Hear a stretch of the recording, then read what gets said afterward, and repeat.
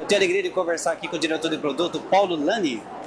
Seja bem-vindo ao microfone da Rádio Olhos, Paulo. Prazer é meu. Muito obrigado. Paulo, hoje em dia, o ar-condicionado para a vida das pessoas não é como antigamente a gente pensava, que era um luxo, coisa para poucos, né? Hoje nós temos em vários segmentos, inclusive no ônibus. A Thermo King tem a sua história significante, né, no mundo do ônibus. É isso mesmo? Você conhece a história da Thermo King? Queria que você contasse um pouquinho. Então, Thermo King em 1974 veio para o Brasil e ela foi pioneira em ar-condicionado para ônibus. Os famosos frescões do Rio, em 1974, equipados com Thermo King. Desde então ficou essa tradição, né, dos frescões do Rio com ar-condicionado.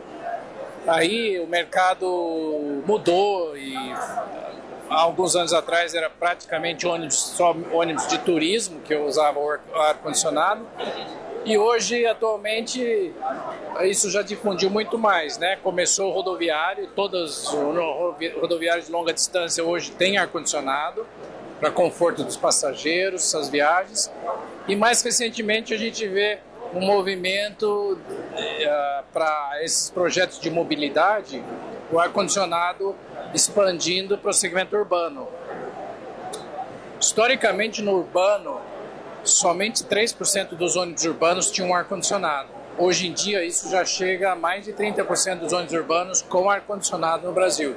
Então, isso é uma grande evolução para garantir conforto para os passageiros poderem se deslocar pelas grandes cidades num conforto melhor e, ao mesmo tempo, resolver um problema da mobilidade urbana. Quer dizer, hoje em dia, Paulo, não é luxo, né? Hoje o passageiro está mais exigente e cobra das autoridades, do governo, da empresa, para que te dê mais conforto. Aliás, a passagem, o preço também vai acompanhando essa evolução toda aí. Hoje, ter ar-condicionado até em linha urbana, onde a porta se abre o tempo todo, teve que ter um desenvolvimento tecnológico interessante, porque trabalhar com ar-condicionado e abrir porta, fechar porta o tempo todo no urbano, o que foi empregado de tecnologia para driblar isso? A tecnologia, ela muda e mudou muito para você, principalmente em ônibus urbano, você precisa de muita capacidade e precisa também de fluxo de ar. Então a evolução foi no sentido realmente, porque abre e fecha a porta, você precisa trocar o ar rapidamente, então você precisa muito mais fluxo de ar. Então essa foi a grande evolução. E não é só isso, né? Porque você comentou de abrir e fechar a porta, mas tem outra coisa, os ônibus urbanos, eles andam numa velocidade mais baixa. Então, você também precisa desenvolver o acoplamento do ar-condicionado no ônibus urbano para que ele tenha capacidade mesmo andando numa velocidade mais baixa no trânsito urbano. Então, tudo isso foi tecnologia que veio sendo desenvolvido. Hoje, especialmente, existem equipamentos especialmente para o segmento urbano, porque ele precisa dessa capacidade adicional. Quem geralmente faz adaptações nos seus veículos não é uma maneira correta, né? O empresário que está nos vendo aí, adaptar um ar-condicionado que não é preparado para o ônibus, era de caminhão, por exemplo, preparar e adaptar em um ônibus, essa não é a maneira correta, né, Paulo? Não é correto. Eu te digo o seguinte, tecnicamente é possível, porém você tem que fazer uma reforma muito grande no ônibus para você ter a eficiência necessária. Por exemplo, um ônibus ou um veículo que não está preparado, você precisa reformar a estrutura do carro para receber o ar-condicionado, você precisa isolar o carro, você precisa fazer duto de ar, você precisa isolar o piso.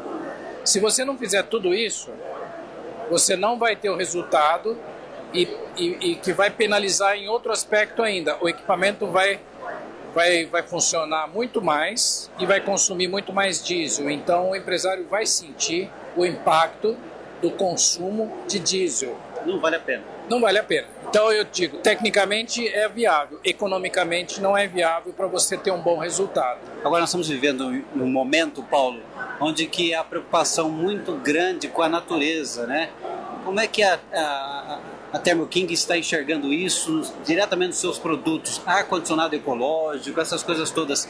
Isso já é realidade em todas as suas linhas? Se você pensa um pouco no histórico, né?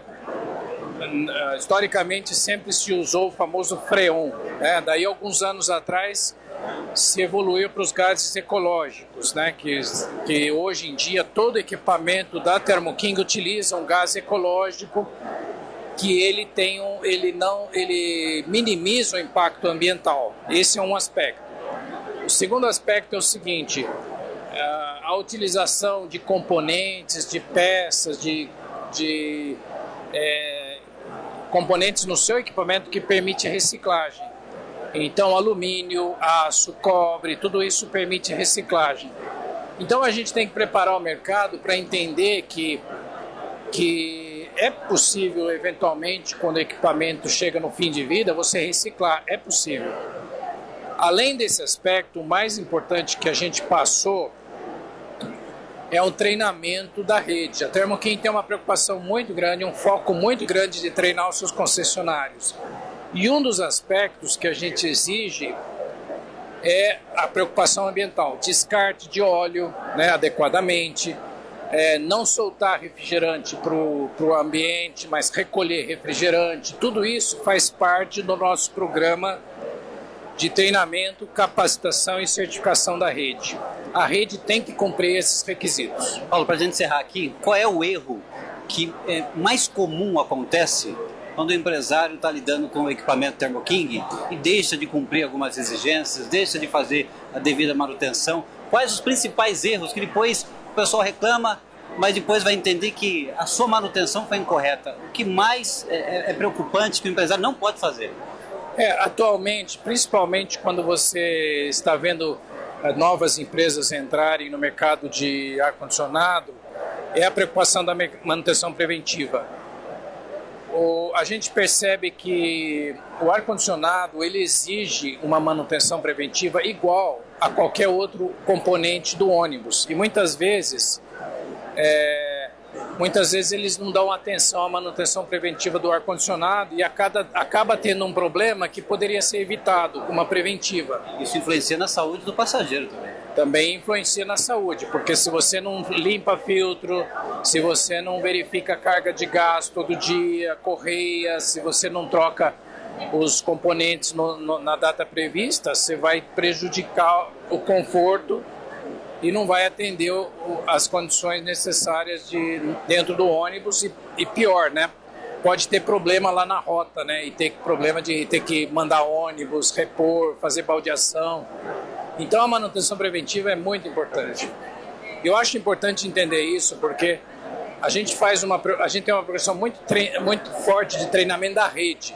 E a rede também pode fazer um treinamento de preventiva para os clientes. Entendeu? Isso é muito importante. A gente tem esse programa de treinamento da manutenção preventiva dos clientes. Paulo, o que você acha de uma rádio que dá atenção ao setor de transporte coletivo, o ônibus, mundo do ônibus, para o empresário, para o motorista, para o passageiro, a primeira rádio ônibus do Brasil e do mundo? Paulo Lani, o que você acha disso? Eu acho excelente, porque é uma oportunidade da gente expor, treinar, capacitar e conscientizar as pessoas da importância desse segmento. Obrigado, Paulo Lani. Sucesso. Muito obrigado, viu? Parabéns. Muito obrigado.